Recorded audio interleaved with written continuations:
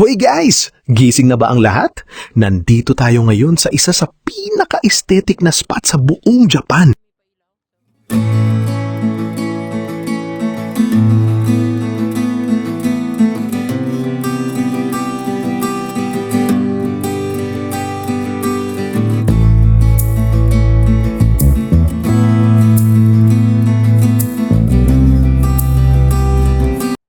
Ang Tokyo Station Marunouchi Entrance.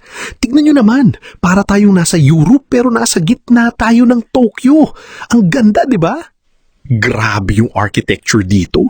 Ang vintage ng dating, parang bawat sulok Instagrammable. Akala nyo ba puro trend lang dito? Hindi lang to station guys, museum level ang feels. Kung mahilig kayo sa old meets new vibe, dito ang punta nyo.